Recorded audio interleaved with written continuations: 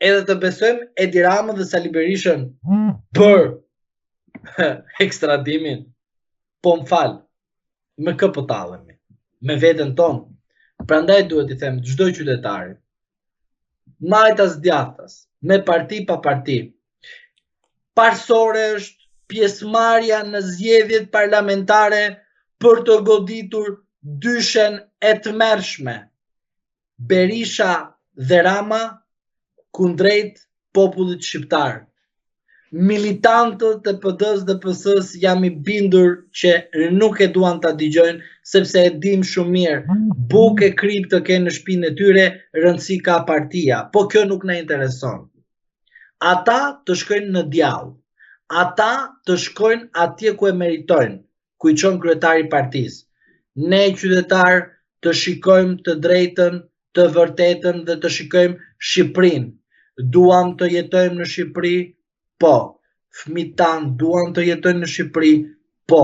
Në rast se nuk janë kushtet, ne kemi në dorën tonë ndryshimin, rotacionin me votën tonë. Mos ngjoni pralla që ju thonë që çdo gjë është e paravendosur, sepse po të ishte e paravendosur nuk do të bien te telefoni, as do të trokiste PS dhe PD-ja për votën. Se pikrisht ata e bën me qëllim.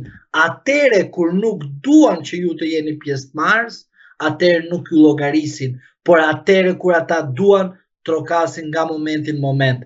Prandaj mos i besoni fjalit ekstradim, arrestim, Trumpi, Bideni, sepse ata e bën me qëllim që ju të hiqni përqendrimin tuaj dhe të thoni përderisa do ta ekstradojnë, pse ne mos ta votojmë, ose anasjetas që ta votojmë.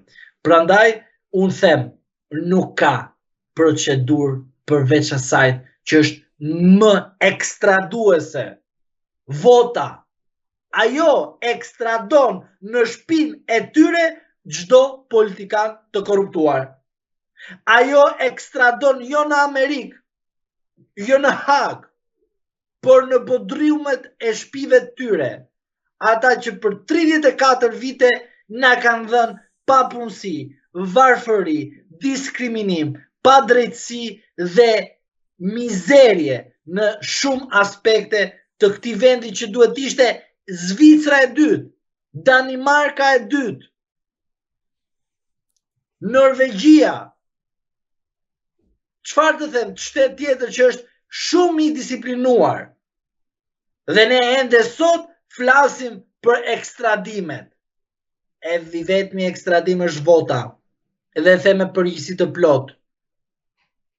Dyshja PS-PD, dyshja Rama Berisha ekstradohet jo në Amerikë, por në çdo vend vetëm me votën e qytetarëve shqiptar.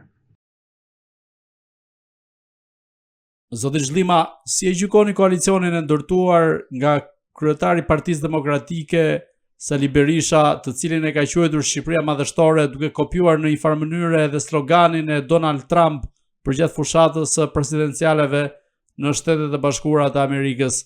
Dhe sa gjasa ka që ky koalicion të fitojë përballë Edi Ramës më 11 maj? Emri i koalicionit është një emër i cili për mendimin tim u deshte shumë të studiohet dhe patjetër të konsultohet. Emri duhet kishte kaluar në primare. Pra mund mos ishte ky emër, të ishin dhe emra të tjera dhe në fund fare antarësia ose koalicioni i gjerë të kishte vendosur. Bashkëbisedimi me subjekte politike që nuk kanë elektorat, po thjesht kanë një vull dhe kanë një kryetar, nuk të bën fitues, sepse fitues të bën vota, normalisht të bën edhe pjesëmarrja e kryetarëve në jetën publike. Pra nuk mundet ne të kemi një kryetar partie i cili mund të jetë në TikTok ose të jetë në video që të kuptojnë në mënyrë negative në disa aspekte, dhe ta kesh kryetar të koalicionit dhe madje akoma më e tmerrshme të kesh kryetar partie në koalicion që kanë ndjekur në 2018 mandatet, nuk kanë marrë pjesë në zgjedhjet lokale dhe kanë qenë minues si demokracisë dhe më të miqosh mua në aleancën mallështore për Shqipërinë. Është e paqartë për mendimin tim kjo gjë, sepse unë nuk mund të pranoj individ të cilët nuk kanë as 1000 vota në veten e tyre, jo më të pranoj unë individ të cilët kanë një prezencë të vogël në media, po ose të pranoj individ të cilët nuk kanë fare prezencë mediatike. Emri nuk më jep të kuptoj fitore, emri më jep thjesht që unë të kuptoj nga aspekti numërik elektoral që do të kemi disa të ulje apo do thoya disa mospëlqime, sepse kemi pa edhe rastin që shumë demokrat janë të zhgënjur se është Partia e Lirisë pjesë të kësaj mallështore të madhe, dhe përveç kësaj kemi edhe një individ të tjerë siç është Kujtim Gjuzi, siç është ai pensionisti që të garanton tek Sali Berisha 25.000 vota, të paqena 25.000 vota të japi dikush i cili në subjektin e tij mund të marrë 270 vota, një tjetër mund të marrë që është pap aty 801 vota, një tjetër të marrë diku te 1400 vota dhe të garantojnë publik 30.000 vota, të garantojnë në publik 70.000 vota, dhe ndërkohë në shkallë vendi në 2023 të ketë këto shifra në zgjedhjet lokale, në këshillat lokal, që normalisht aty duhet të kesh shumë, mos të kesh pak, dhe të bësh koalicion në këtë emër dhe sa madhështor do të jetë në raport me fitoren, mbetet për të parë me datën 12 maj, sepse do numërohen votat dhe do dali madhështoria e humbjes apo e fitimit.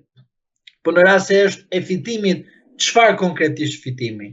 Fitimi bashkëqeverisje me Partinë Socialiste apo bashkëqeverisje me një parti tjetër që duhet ta kemi si gomardare për të bërë formimin e qeverisë? Sepse me këtë koalicion nuk kemi Partinë Demokratike me 71 mandate plus.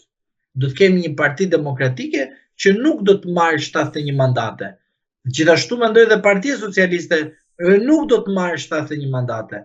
Por madhështia e prezencës së partive me vull kryetari dhe jo me antarësi dhe jo me vota më le shumë të dyshoj për rezultatin e mundshme në zgjedhjet e 2025-s.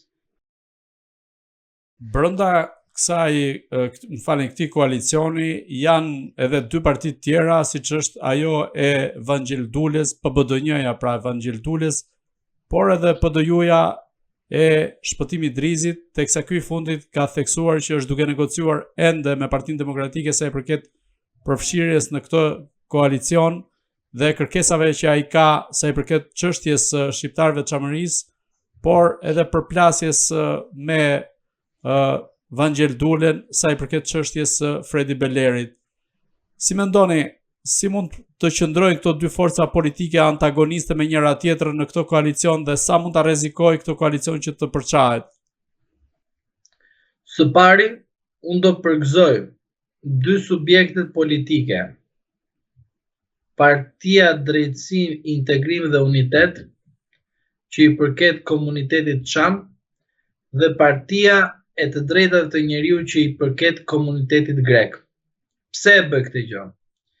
Sepse Partia Socialiste nga 2013 deri më sot ka bërë vetëm propagandë si për komunitetin Çam, ashtu dhe për komunitetin grek.